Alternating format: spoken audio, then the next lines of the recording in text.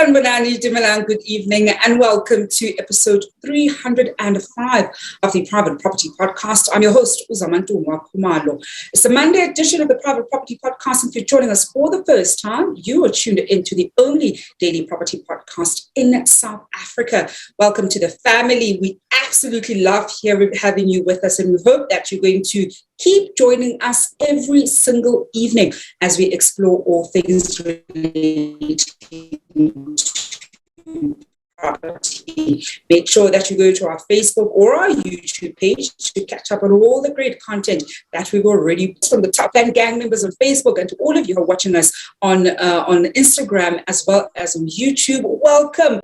You know how we do it every single weekday. You and I have an appointment at 7 p.m. We will always unpack a hot property topic and certainly in conversation with an expert who helps us navigate our property journey. It doesn't matter where you are in your property journey. You might be a tenant, who may be a landlord looking to buy, to sell, or to build.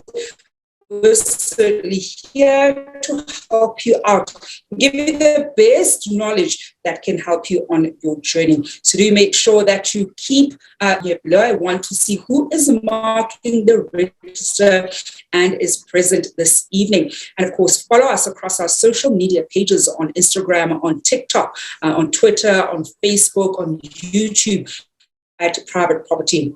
You can also follow myself at Zamantungwa_K on Instagram as well as on Twitter.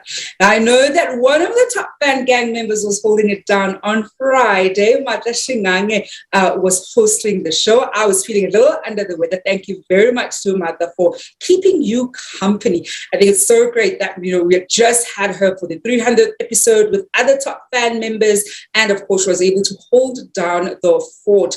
It really does go to show that one of the great things that we're able to do is that we're also cultivating talent as much as we're making sure that we're growing as property entrepreneurs, but certainly also seeing what other skill sets members of the gang also have. So do show us some love down here below. It's a Monday. I want to hear from you how your weekend was. I know there have been many developments over this weekend, as we're always keeping up with what the president is saying in terms of our response to COVID-19. How are you feeling this weekend? I was under the weather.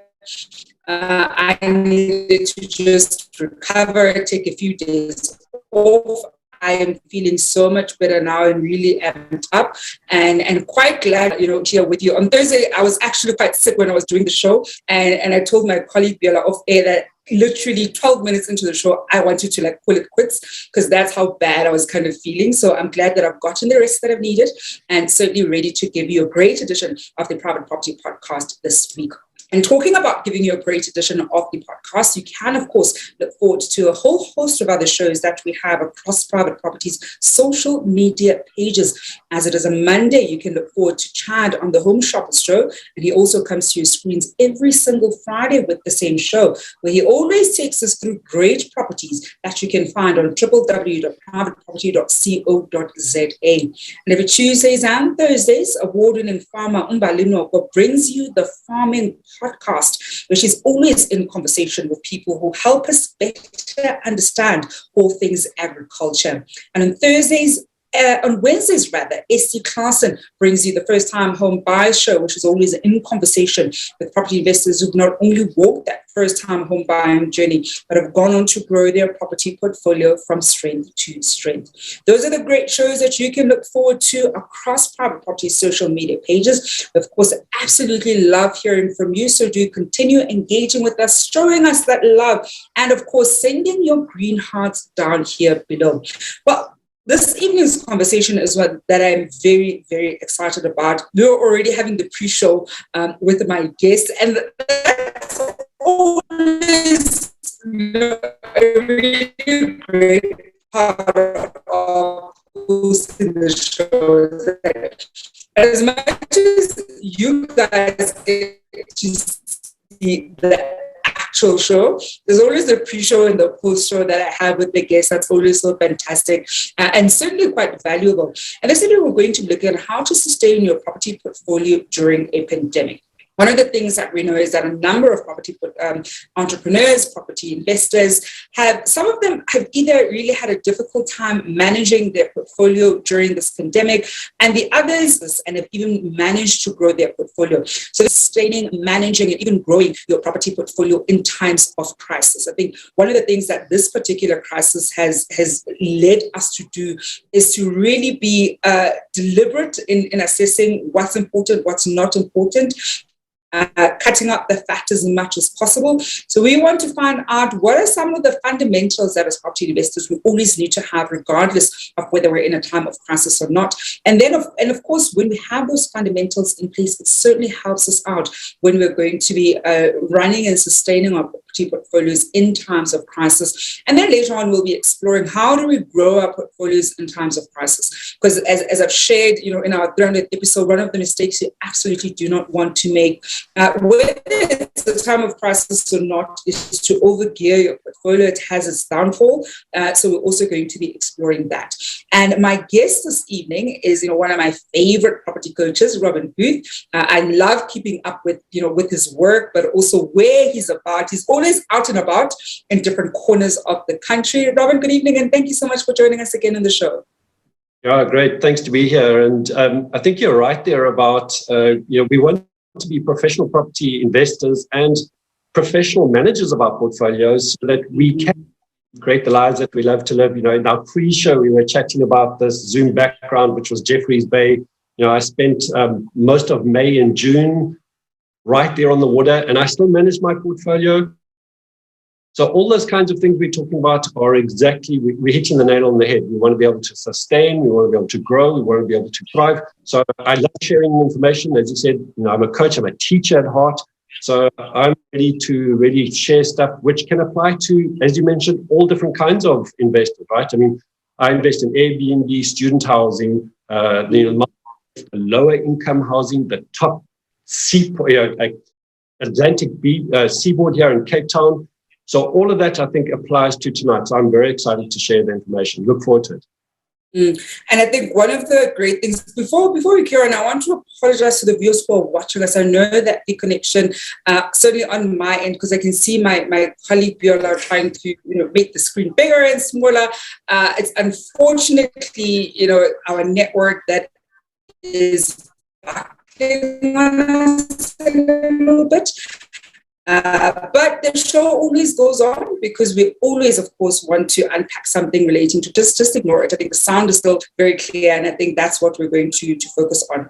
Now, Robin, I think 3 things that you touched on that I love is, we're going to explore how to sustain, grow, and also thrive in times of crisis. But before we even, get to the sustainability and growing and thriving, let's first start with the basics. Because I think this is probably where different, coaches or different investors may have a different view. To just say some of the basics that you think are very fundamental and important for us to always keep in mind and have in place that certainly will make it easier for us to sustain, to grow and thrive should a crisis arise. And in the event there is no crisis, then you know what? Those are still going to make sure that your portfolio.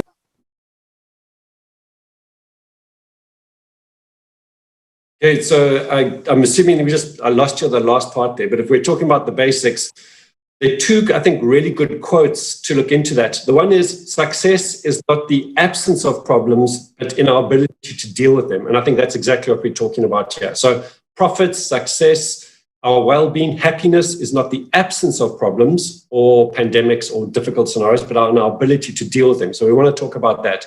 The second thing about basics around property investing is we want to make sure that we can handle, or we have factored in, or we have calculated what the downside of the risk could be. Because if we can manage that, then everything else is the upside. So if we have those 2 quotes on our page, on our websites, or on our computers, or in our walls, we're always focused on how can we manage a situation as opposed to be the victim of a situation. And I think, although we can certainly say that the pandemic that hit us has been an intense one that has certainly sideswiped a lot of people in their planning, in their management. We know that here in South Africa, we've had water crisis. Cape Town had a zero water. Port Elizabeth at the moment is having a serious crisis with water. We've got Eskom dealing with us with COBOL. So the fundamentals are going to be the same. And first and foremost, for me, the rule number one is know your numbers. Know what you're spending, know what the income is, know what you're paying on your bond, know what your interest rates are, what your rates are, all those things. Because if you can't measure something, you can't manage something. So rule number one as a coach is we've got to be able to measure. Because if you can't measure, how are you going to know what's working, what's not working? What could I do differently? What area could I work on differently? And once we know that, we can start to measure, and then we can actually put something in place. So first and foremost, know your numbers. Fundamentals after that are going to definitely be know your tenants. You know, it might sound a bit like, well, come on, of course I know my tenants. But when you're looking at 50 leases to 100 leases to 150 leases, sometimes you don't necessarily know who they are or what they're doing or where their difficulties are. And the one thing that this specific pandemic has taught me is get in contact with good communication with your tenants. Now, we should be doing that in any case, right? But certainly in a pandemic, know where they are, because in my relationships with my tenants, that actually is what sustains it. And I'm not talking about I phone them and speak to them. I just can't. There are way too many. But it's a professional relationship where they know that I actually do care about providing them with a service, because in many ways, they're my clients. Tenants, clients, the same thing. They're paying me for value providing them. And if I see it in that way, money goes where value is added. And if I add value, money will always come. And I would like to actually expand on that as we go into this conversation, because that, I think, has been a key ingredient for me being able to sustain and thrive over this last year and a half, is because my tenants have always felt that I'm always looking to see how can I improve it, as opposed to just being a slum landlord trying to extract the money out of them so that I can actually survive. So know your numbers, and then certainly know your tenants are just the basic ones for step one, I reckon. Mm-hmm. And I think those are actually two very important things. When we talk about know your numbers, and we've done so many different shows where we look at aspects of what do we mean when we talk about knowing your numbers, because it's one of those things that any property investor, any property entrepreneur will always, emphasize that you need to understand your numbers almost like the back of your hand. And I know that sometimes it's one of those things that when you're starting out, you're not always very pedantic about, and I'll certainly, I think I'll confess it's one of the things that I also wasn't particularly pedantic about, and it's only because I'm not pedantic on small detailed things, and it's just the way that I generally operate. So very big picture, understanding the big picture. But when it comes to the fine and the granular details in certain things, I typically tend to struggle.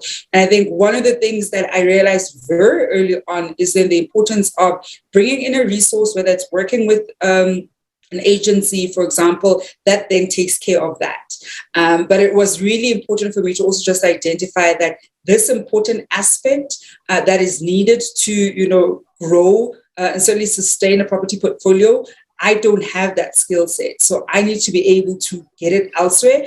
Or if I can't, get it elsewhere at the time, then I certainly need to work on it for myself. I know I don't have, the capacity or the willingness to work on it myself. And so that's one of the things that I always am quite careful about. Then once we sort of get that first aspect right, Robin, then what becomes the other core in terms of basics? Because I want us, before we go to sustaining and growing, to just round up basics, because that's not the core of our conversation. But I think these are things that you want to make sure you get right. You're going to certainly benefit when you understand them and get these things in place. Yep. So it's a great lead into actually around the pandemic conversation, because I hear so much around people sharing that you make your money when you buy a property. And in my experience, that is partly true, but I get to keep a lot of my money in the way I manage my property.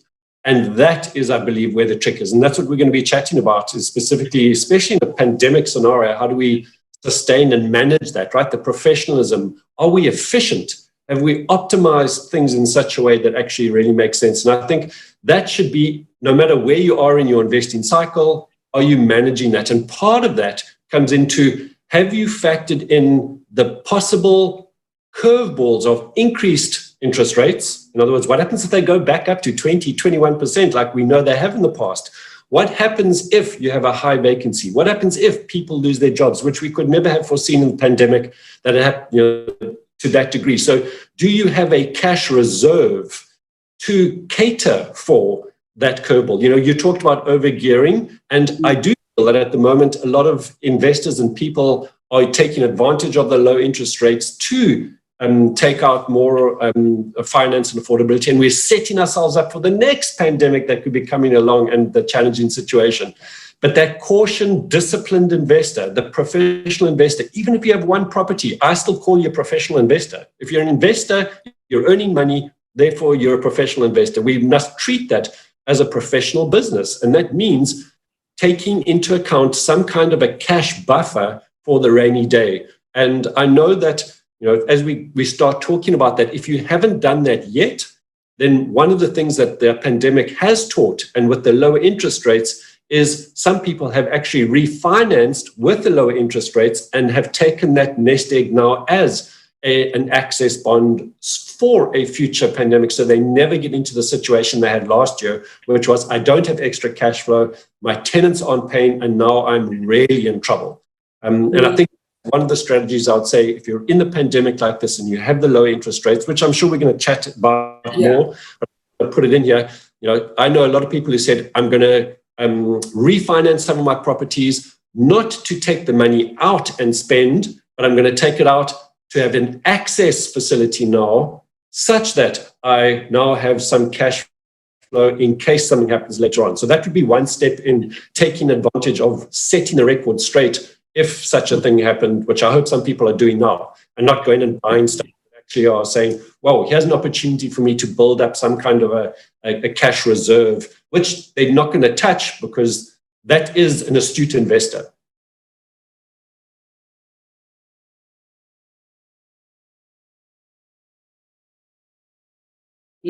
And Robin, I actually love the fact that you've highlighted low interest rates, because as you and I were chatting off air, we're saying how oftentimes, and we've seen this with quite a lot of ads, even on private property, estate agents are obviously going to say to consumers, these are very low interest rates, they're pulling on investors, this is your time to buy, your bond payment is were in January last year. But as we were even chuckling before air, that low interest rates should probably be the last reason why you buy an investment property. If anything, it's a nice to have, but as you run your numbers and you get clear on what you want to buy, where you want to buy, and get certainly clear even on some of the returns, the low interest rates shouldn't be the primary motivator of you either starting your property portfolio or growing your property portfolio. It can be an enabler because it certainly does enable you to do certain things and create certain buffers. But holistically, when we look at it, that can't be the core reason why we do that. And I'm so glad that we're highlighting that, because oftentimes people want to go in right now because they're thinking, but it's low interest rates.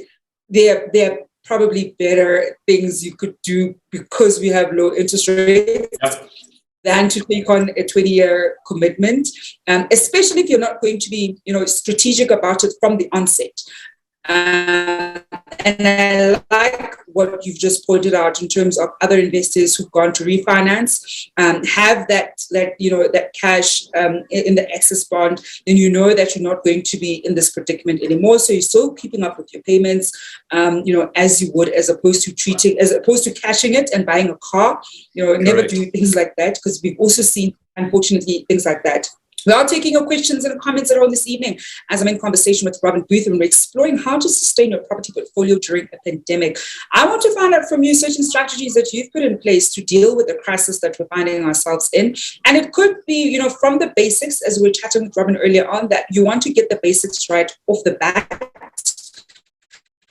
And, regardless of whether you find yourself being in a time of crisis like right now, you know that your fundamentals are in place and you'll be able to weather the crisis storm, or something that you started putting in place with effects that you saw not just in you and your life, but also your tenants and their life. You've got a comment from none other than Umata Shinang saying, I had a great fun hosting the show last week. Big shoes to fill though.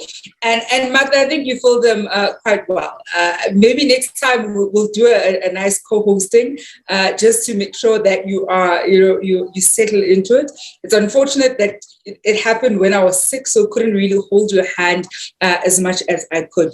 Now, Robin, I think then let's look at when we want to steadily grow, because I can also see we're slowly running out of time. When we want to steadily grow our portfolio, because as we're saying, some property investors are maybe sitting maybe 2 or 3 properties in your books, perhaps even more, and you're looking, look, interest rates are low, and let's use that as the hook, because some of them are still using that as the hook. Maybe I should, buy 2 or 3 more properties because I'll qualify for them, as opposed to perhaps last year where I could have only qualified for one at this particular price point. Let's look at how to grow with purpose as opposed to grow because of one factor that has changed, and yet all the other factors haven't changed. Because if we look at, COJ, for example, I'm in the city of Joburg, municipalities have hiked up rates, the cost of certain things has certainly gone up. So other variables haven't actually gone down. We know that there's increased demand in housing, and that's a demand that isn't going to go anywhere, particularly in certain areas. How should somebody who's looking to grow their portfolio be thinking through the growth strategy particularly in the event where they're using, the low interest rates as a hook to add on more properties to their portfolio?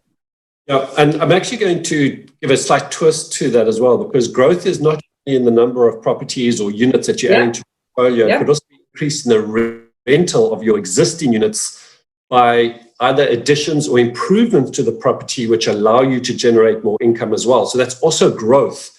And, my personal experience over this last year is because of the decreased interest rates, I certainly had a lot more cash flow, and I actually put that all into the properties and did lots of re-maintenance. So I put up new gates, new security systems, CCTVs, new locks, like the student housing. And what I found out of that is that actually we're talking about sustaining through a crisis. I had tenants who didn't dare default because they could see that I was adding more value to them. I was making this safer for them. I was adding more benefits and amenities to them. Yes, I wasn't initially increasing the price at that point, but I was providing something which I knew that if I had vacancies or if I had tenants who were starting to play the game of, well, you're not going to be able to evict me, so I'm not going to pay, that is going to absolutely cripple me. So I was managing that process by taking the extra income that I was getting in because of the decreased interest rates, and I was improving the properties around me. So that in itself was huge. Secondly, in a crisis, those people that couldn't pay the rent, such as the Uber drivers and the teachers that were at the local schools who were not getting paid, I did exchanges with them so that they would do maintenance in lieu of rental. So I kind of employed them. And in that case, I would definitely recommend that you actually do a formal exchange, not just a energy exchange, but I pay them and they pay rent. It's a proper, like the money flows. It's not just, hey, we just decrease rent and we do a swap. No. You actually pay and pay. So definitely I'd look at that. But first and foremost, then, before we actually even get to expanding in the number of units, is make sure you're prepared for the next curveball that comes along. So before you get carried away with, oh, this is a great opportunity to buy more, make sure that what you've got is actually going to be attractive so that you're not losing money because tenants are saying, I can go somewhere else and get something better. So again, managing a portfolio during a crisis or a pandemic, I like to either drop my rentals to just below market value so they will always choose me, or I like to add value at market value such that tenants, again, will always choose me. So I have had vacancies or delinquent payments that are like more than a month, but we're managing that, right? Like I said, with good communication, tenants don't want to default with me. So it's that for me, which is the most important thing. It's not that I've got special properties necessarily. Some of my stuff is far away. I don't see it, but it's that relationship, which is absolutely important, which actually then brings me on to your direct question, which is if you want to expand or grow in the number of units in a pandemic situation, it's relationships again. It's the estate agents, it's the attorneys, it's all the people out there who can bring you deals, because at some point you're not going to be able to run around trying to find every deal out there. You want to be brought a deal that someone perhaps is too embarrassed to take to the public, or there's something there. And the only way that happens is if you are out there or people know about what you're looking to do. And that is something that's really important. I mean, one of the things actually is I bonded a cash property so that I would have chunks of cash to be able to take advantage of the growth that would come along. And of course, when we're taking a look at taking advantage of something, we're not saying we're taking advantage of people or their terrible situation. We're providing a solution for them because they're also in a tight spot. That also being prepared. You know, our financial year ended in end of February. My trusts, companies, those financials are done, signed off, checked, because if something else comes up, I know banks are going to want to have all the latest financials and tax submissions. I'm ready, you know, no delays. So this is going to create the opportunities, which some people will say, oh, you're so lucky. And I'm like, no ways, I'm prepared and I'm looking for opportunities. And I think, you know, I love that you mentioned the admin part of it. The admin being making sure that your taxes are up to date, because that is one of the areas that I found some people tap their feet in. And the reality is you want that area to also be adequately covered, because as you're saying, the moment you see a really good deal and you probably run your numbers, you're like, this is one of those ones that will come once in a blue moon. You don't want it to not happen because your taxes weren't, you know, done in time and filed in time. It should rather be because, you know what, somebody outbid your offer and you're just like, I actually only want to go up to X amount and nothing more than that. But it should never be because of something that you have done. We are taking your questions and comments this evening as we look at how to sustain your property portfolio during a pandemic. My guest is Robin Booth, who's a property coach. We've got a great question here. And this person is based in Cape Town, so I know you're familiar with this part. It's a great question because a lot of people, particularly in Cape Town, have asked this one. The question is coming from Facebook, is from Shahida Davids, who asks, the low interest rates have caused property prices to go up, especially in lower income areas. How do you identify opportunities? This is that, and we've seen this one, right, Robin, that I think oftentimes the spaces where you've had great opportunity to sort of chase down price is in the 3M and above. You're able to kind of negotiate it lower, so 3.5 and above. We've seen that people are able to negotiate lower. Unfortunately, we found that in the, I think below 1.5 even, some of the properties of, you know, the prices have gone higher, especially as the interest rates went lower and then stayed lower. Whereas in the beginning, they were going down and you were able to negotiate down. But I see that both sellers and unfortunately estate agents are sort of riding on people in this sort of income bracket can now increase the prices. So how do you go about spotting those opportunities in low income areas, especially in Cape Town? Because I want us to, because Cape Town is unfortunately the black sheep of the family where property prices are absolutely insane. So in the context of Cape Town, how can they best do that? I'm going to also throw another curveball into this. Part of my job, I guess, as a coach is to always kind of unpack what we may be missing. And for a lot of people, like that question was a great question, but the question again alludes to how do we find the right property? Now, that's one avenue. And we all know that. We put our alerts, you know, on private property. We say, if you see a property between this value with this number of units or in this area, let me know. That's one area, right? One way. For me, opportunities are also people, not just the actual property and real estate. People are opportunities. Now, one of my clients came to me and said, well, you know, Robin, we're stuck because we're not getting anywhere. And I said, what are you doing to access the people that you have not yet accessed? And basically, I gave them the homework to say that for the next day, every day, you have to find two people and ask them two questions. who can you introduce me to who you know that may be able to lead me to a good property deal? Which means now that you are asking someone, and out of that one conversation, you're going to be finding and being introduced to, not referred to, introduced to, because someone can easily just refer, no, we want an introduction. And it might not be the first one, not the second one, but the third day down the line, you're suddenly finding an attorney, someone else, a new estate agent, a friend down the road who wants to sell, and suddenly you realize that actually your property portfolio expansion is not dependent on just an online random search, but is on your strategicness to actually expand where you're going and who knows what you're looking for. So when that starts coming to play, just imagine what will happen after 1 week, let alone after 2 weeks, where on 14 days, you have asked 2 people every day. That's 28 new people and new contacts exponentially going, which leads to a huge number. And we start to realize that your network starts to impact your net worth. And then you'll be saying, I actually don't have time to go view properties. I don't have time to do all this because you are inundated with so much more. And especially in Cape Town, because that's where I'm based, right? Most of my portfolio is here in Cape Town. So I know exactly what he's referring to as the challenges of finding them and then getting there and getting in before everyone else. So rule number 1 is look where you're not looking, which is probably people. Okay. I was going to ask you a follow-up, but I see that we're also running out of time. I want to squeeze in Dogozo Mbele's question on Facebook. Dogozo asks, how has the pandemic affected the student housing portion of Robin's portfolio with students being away since the pandemic? I know how you've done this because I've kept up with how you've been managing your portfolio. Care to share with our listeners, Robin, in terms of how you've been able to manage the student accommodation portion of your portfolio?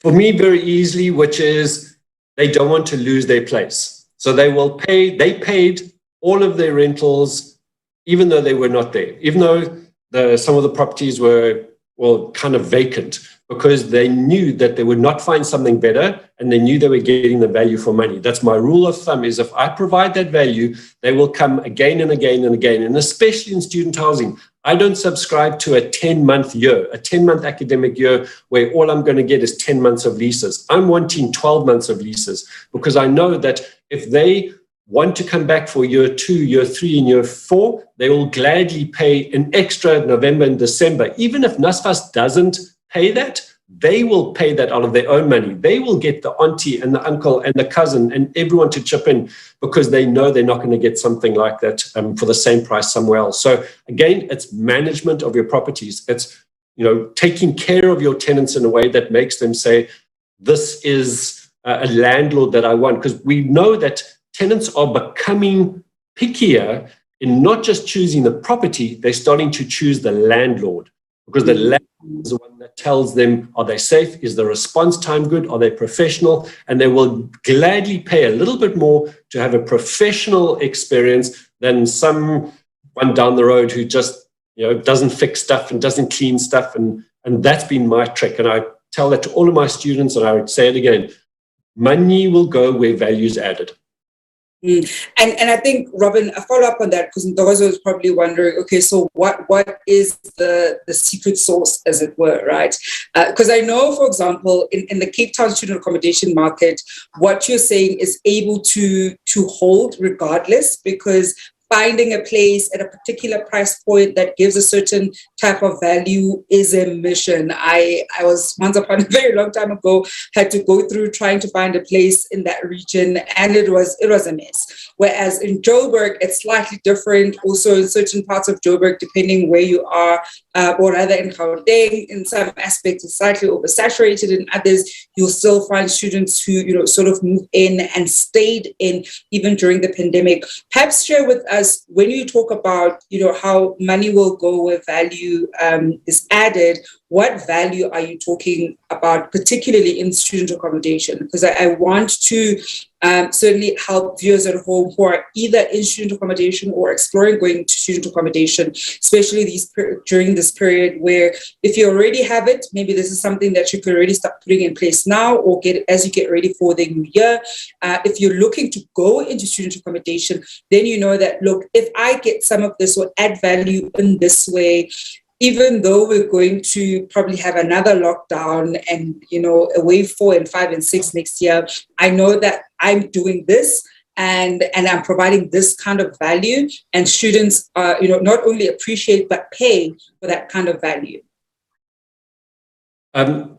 So first and foremost is cleanliness. So that just differentiates you from everyone else. Is the place clean? And I'm referring to the common spaces, the kitchens, the lounges, the toilets.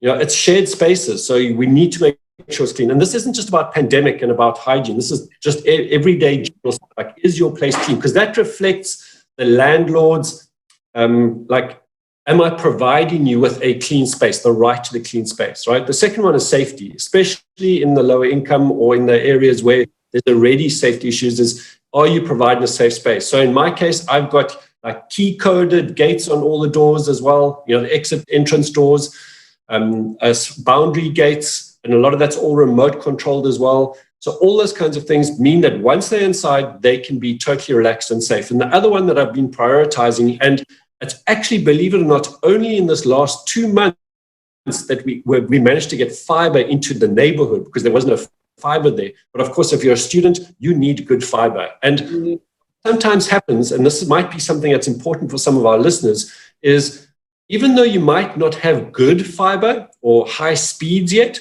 make sure that you have routers that can manage the bandwidth per student, so that one student doesn't hog the bandwidth and then everyone else is like, we just can never get anywhere, because it's very difficult to manage if you do not know what you're doing.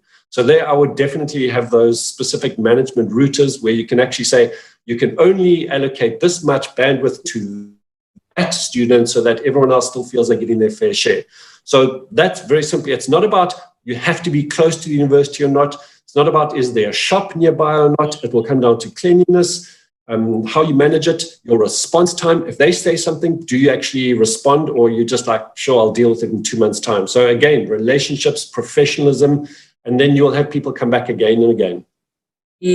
And I think, Robin, before we wrap up, because I see we have run out of time, any final tips for viewers at home when it comes to sustaining their property portfolio during this pandemic? Assume that a curveball is going to come so that you can actually prepare for it mentally, because that, I think, threw a lot of people. They weren't prepared to pivot or handle stuff when it happened. And in our case, or in my case, as soon as stuff happened, as soon as we heard lockdowns, we were in communication with our tenants, with the students. We asked them, like, if you got COVID, what would you like to do? Stay or go home? We were pivoting and adapting. And again, there's no one fixed right or wrong in property investing. That's how you manage it. So in this case, be prepared, be organized, measure what's going on, and manage effectively. And I think to end off, we've got Howard Mogatsane, another top fan gang member who was, of course, a special guest during our 300th episode, saying geyser goes in the morning, get it fixed same day for an evening hot shower. Wi-Fi goes, give 100 gig backup mobile data. Plumbing challenges, get that immediately attended to.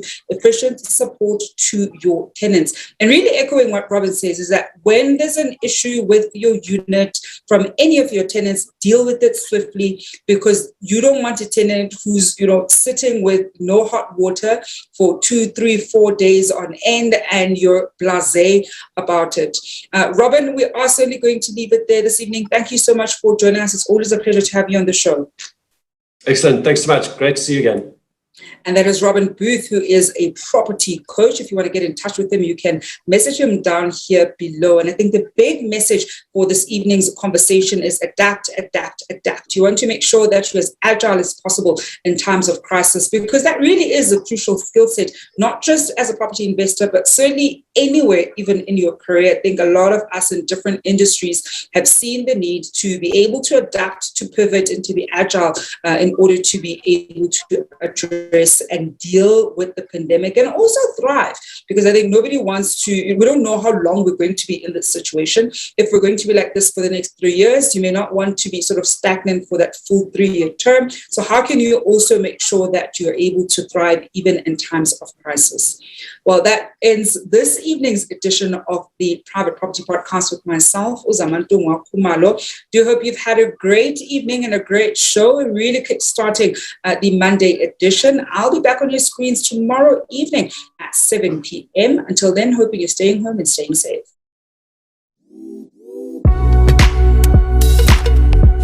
Robin, thank you so much.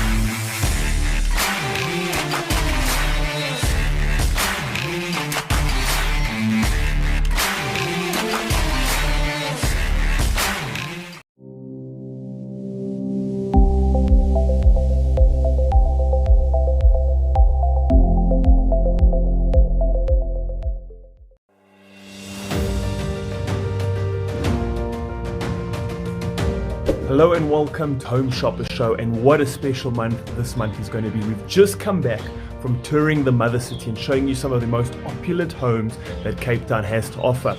Now, we started off in Constantia, there by the hotels, by the wine farms, touring a beautiful home that crested and overlooked all of the mountain ranges in Cape Town. From there, we shot across down to Bloberg and showed you what a seaside home looks like. We also went to Valderview, to the place where everybody likes to relax, enjoy the view, enjoy retirement. We showed you a home that I say its architecture only quite is beaten by the decor of that home.